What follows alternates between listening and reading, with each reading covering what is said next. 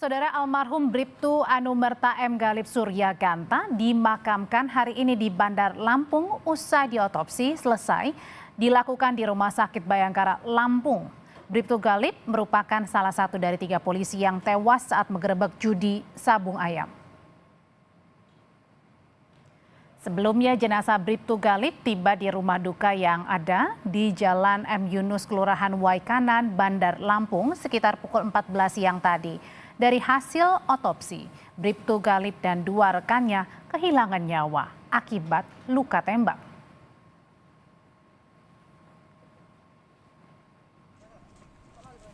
Suasana duka menyelimuti rumah duka AKP Lusianto, Kapolsek Negara Batin di Desa Sumberharjo, Kabupaten Oku Timur. Di mata keluarga, almarhum adalah sosok yang bertanggung jawab dan baik pada keluarga. Keluarga meminta pelaku yang merupakan anggota TNI dihukum seberat-beratnya.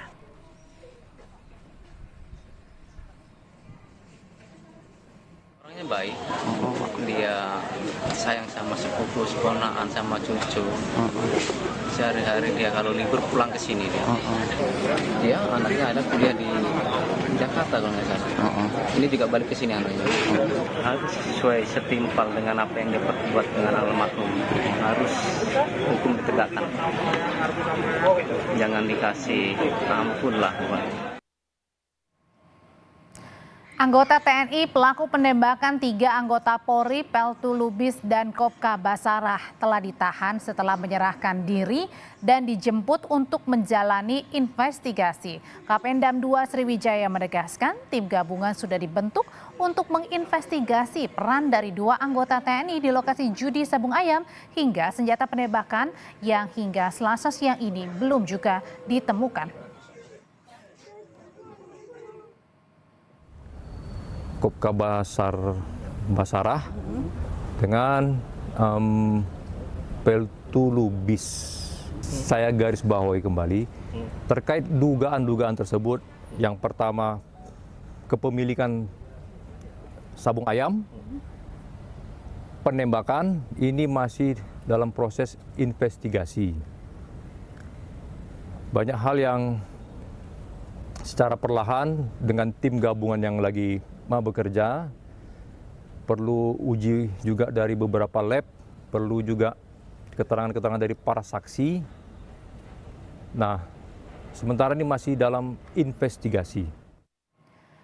Saudara Kapolri Jenderal Listio Sigit Prabowo menaikkan pangkat 1 tingkat 3 anggota Polri yang gugur dalam bertugas di Waikanan, Lampung. Selain itu, Kapolri akan memberikan santunan pada setiap keluarga korban.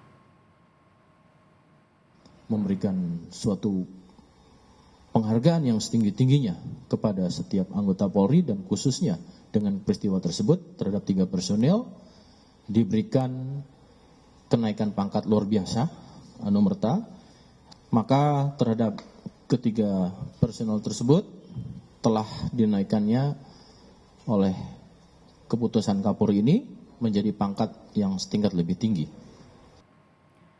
Saudara Kapolri Jenderal Listio Sigit Prabowo menaikkan pangkat 1 tingkat 3 anggota Polri yang gugur dalam bertugas di Waikanan, Lampung. Ibtu Lusianto, Kapolsek Negara Batin, mendapatkan kenaikan pangkat 1 tingkat menjadi AKP Anumerta Lusianto. Selanjutnya ada Bribka Petrus Aprianto, Binmas Polsek Negara Batin, yang mendapat kenaikan pangkat menjadi Aibda Anumerta Petrus Aprianto.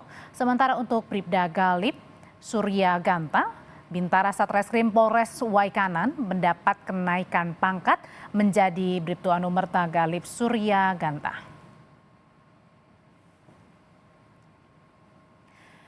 Saudara, kita ke informasi dari Menko Bidang Politik dan Keamanan Budi Gunawan yang memastikan soliditas TNI Polri tetap terjaga pasca penembakan 3 polisi di Waikanan, Lampung. Menko Polka menambahkan melakukan langkah penguatan dalam rangka kolaborasi TNI dan Polri. Soliditas TNI Polri sampai dengan saat ini masih terjaga. Kita akan terus lakukan langkah-langkah penguatan untuk dalam hal sinergi maupun juga kolaborasi soliditas TNI Polri. Makanya kejadian-kejadian seperti ini tidak boleh ditoleransi lagi. Harus tindak tegas, karena oknum-oknumnya ini bisa mengakibatkan hal-hal yang mengganggu soliditas dan program pemerintah ke depan. Sementara Ketua Komisi 3 DPR Habibur Rahman mendesak penegak hukum agar menjatuhi hukuman berat terhadap pelaku penembakan 3 polisi di Waikanan, Lampung. Habibur Rahman menyebut para pelaku layak dihukum mati. Berharap agar pelakunya mendapatkan hukuman yang seberat-beratnya, dan jika memang terjadi perencanaan terhadap pembunuhan, maka pelaku layak untuk dihukum mati. Perbuatan pelaku sangat keji karena telah melenyapkan nyawa manusia, bahkan di bulan suci, ketika 3 anggota Polri tersebut menjalankan tugasnya memberantas kegiatan maksiat. Sekali lagi kami meminta pelaku dihukum setegas-tegasnya dan seberat-beratnya.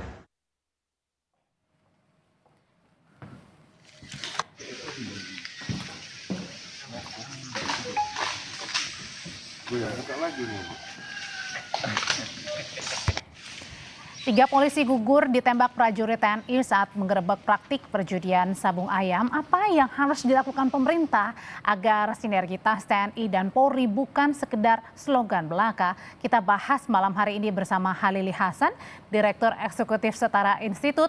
Malam, Pak Halili. Selamat malam, Pak Andri. Iya, Pak Halili, jadi sampai sekarang, sampai sejauh ini, apa yang dilihat dari Setara merespons soal penembakan polisi saat menggerebek judi sabung ayam oleh TNI? Pertama, saya kira yang mesti kita pahami dulu bahwa kasus ini bukan pertama dan kita berharap ini yang terakhir. Ini bukan satu-satunya. Kita Setara Institut melakukan pencatatan atas begitu banyak kekerasan, konflik, ketegangan antara TNI dan Polri.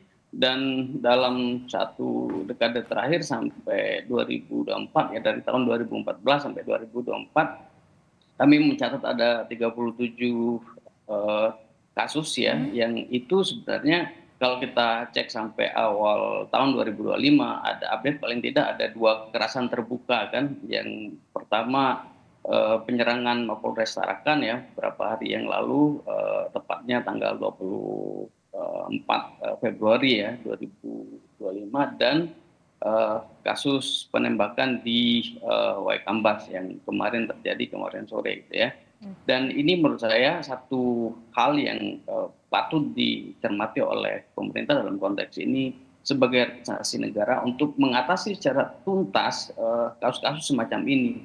Satu, yang kedua, kita harus memastikan bahwa ada proses penegakan hukum yang adil. Proses penegakan hukum yang adil itu tentu saja dengan memberikan penekanan, yaitu bahwa prajurit yang melakukan tindakan pidana umum seperti ini harus tunduk pada kekuasaan peradilan sipil, peradilan militer itu. Nah, oke, sebelum kita lanjut lagi, ini adalah gambar terbaru dari suasana rumah duka Kapolsek yang kemudian meninggal pada saat kemarin ini menjadi korban sasaran ditembak oleh prajurit atau anggota TNI pada saat melakukan penggerebekan judi sabung ayam. Nah, kembali lagi ke Pak Halili. Pak Halili, kalau tadi dibilang ada yang berulang, terakhir ada penyerangan di Tarakan juga di mana ada beberapa oknum anggota TNI yang kemudian menggerebek juga Polres atau Polsek di sana begitu. Nah, pertanyaannya ini kenapa hal ini berulang kerap terjadi antara TNI dan Polri? Padahal kalau dari Panglima maupun dari Kapolri selalu menyatakan bahwa kita bekerja sama, Polri dan TNI guyup begitu. Ya, itu masalahnya. Selalu saja respons pemerintah dalam konteks ini, kelembagaan masing-masing TNI Polri selalu responsnya itu respon yang sifatnya simbolik, elitis gitu dan seakan-akan yang terjadi adalah soliditas. Persis saya kira seperti apa yang disampaikan oleh Menko Polhukam tadi, jadi ada sesuatu yang sebenarnya dibangun soliditas, kolaborasi dan seterusnya, tapi itu semua kan di tingkat elitis dan itu tidak menyelesaikan persoalan. Pertanyaannya kemudian bagaimana cara menyelesaikan persoalan itu? Saya kira doktrin paling umum ya di dalam hukum terutama hak asasi manusia itu kan impunitas semper aditera impitat. Jadi ketiadaan penegakan hukum itu adalah undangan bagi terjadinya kejahatan berikutnya. Sehingga ketika kita menyaksikan begitu banyak peristiwa yang menggambarkan terjadinya kejahatan yang dilakukan oleh aparat ini, tidak ada penegakan hukum yang adil yang membuat terjadinya semacam efek jerah gitu ya, yang itu mencegah terjadinya kejahatan berikutnya. Apakah karena ada terkesannya super power begitu? Dalam artian ya mungkin salah satu lebih hebat begitu merasa. Ada seperti itu? Itu dia, kami melihat bahwa ada semacam, misalnya pada pihak TNI terutama, ada keengganan untuk tunduk pada hukum pidana umum ya. Sebenarnya dalam ketentuan pasal 65 ya, ayat 2 Undang-Undang 34 tahun 2004 tentang TNI, itu kan sebenarnya ditegaskan bahwa yang mesti tunduk pada kekuasaan peradilan militer itu hanya jika prajurit melakukan tindakan atau melakukan kejahatan yang berkaitan dengan tugas-tugas kemiliteran. Tapi di luar itu harus tunduk pada hukum pidana umum gitu. Dan hukum pidana umum itu kan lebih terbuka dan itu lebih memungkinkan terjadinya atau terwujudnya keadilan seperti yang tadi saya sebut di awal. Bahwa peradilan umum kita masih ada masalah ya kita harus akui itu. Tapi peradilan umum itu dari sisi proses itu jauh lebih terbuka daripada peradilan militer. Dan itu menurut saya ketika terjadi impunitas, ketika terjadi ketiadaan penegakan hukum atau penjatuhan hukuman yang ringan terhadap anggota TNI, terhadap prajurit, itu pasti akan kemudian membuat semacam impunitas, menciptakan atau membuka ruang bagi terjadinya kasus berikutnya, dan pada bagian itu anggota TNI kemudian merasa seperti supreme karena menjadi ordinat dari peradilan sipil. Oke, dan terjadilah pada saat ini ya, kita nggak tahu nih apakah ini prajurit TNI ini backing atau pemilik sabung ayam ini masih diteliti lebih dalam, termasuk juga sebenarnya kasus seperti ini juga bukan hanya terjadi antara tadi TNI dan Polri. Kalau kita ingat betul juga terjadi pada saat penembakan bos rental mobil yang lagi-lagi waktu itu dilakukan oleh prajurit TNI juga, tapi dari AL. Ya. Jadi memang studi kami menunjukkan bahwa memang ada proses penjatuhan sanksi atau hukuman yang ringan ya terhadap militer yang terlibat dalam begitu banyak kasus kejahatan. Misalnya ketika terjadi penembakan extrajudicial killing, pembunuhan extrajudicial terhadap pendeta Yeremia misalnya di Papua, itu kan ringan sekali hukumannya, hanya dikenakan masing-masing itu 3 pelaku penganiayaan dan penembakan itu masing-masing hanya 1 tahun penjara, dan itu tentu saja di satu sisi mencederai keadilan ya bagi publik, tapi di sisi yang lain itu menciptakan perasaan supreme ya pada aparat negara TNI dalam hal ini yang melakukan tindakan kejahatan itu.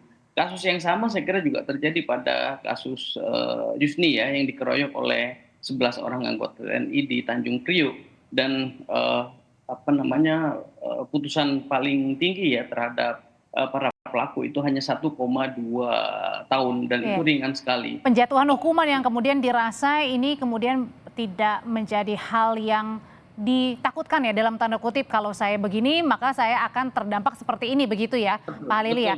Betul, padahal kan kejahatan yang dilakukan, tindak pidana yang dilakukan itu tindak pidana yang sama sekali tidak berhubungan dengan tugas-tugas kemiliteran, penganiayaan, pembunuhan, ketersinggungan secara pribadi itu kan nggak ada hubungannya dengan tugas-tugas kemiliteran gitu. Dan itu mestinya tunduk pada hukum pidana umum, peradilan umum, yang artinya kita memang harus punya intensi politik yang serius untuk melakukan revisi atas Undang-Undang Nomor 31 1997 tentang peradilan militer yang dibentuk pada masa Orde Baru. Dan sampai saat ini menurut saya itu salah satu agenda mendesak yang sayangnya itu sering diabaikan oleh para politikus. Oke, selain fokusnya pada peradilan militer, Pak Halili, bagaimana dengan bentuk pengawasan internal di TNI sendiri? Apakah Saya itu kira yang perlu dikoreksi juga? Iya, yang paling makro saya kira memang harus ada penguatan pada supremasi sipil ya. Kalau sipil kemudian sering menampakkan diri sebagai aktor yang tidak percaya diri ya dengan terus menggoda militer untuk bersandingan dengan mereka, maka spirit untuk melakukan pengawasan itu menjadi melemah pada bagian itu. Tetapi ada pengawasan mikro yang saya kira bisa dilakukan oleh berbagai elemen masyarakat ya.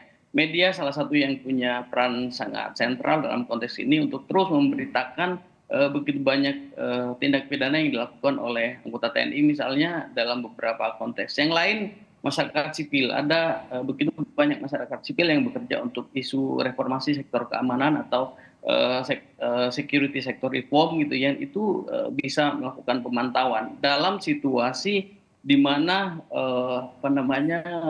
peradilan militer itu tidak kunjung berada dalam intervensi politik ideal yang itu mestinya hadir dari pemerintah dan politik kita di DPR. Pak Halili, Itu Mbak. balik lagi kita ke soal penggerebekan judi sabung ayam ini ya, atau penggerebekan sabung ayam ini.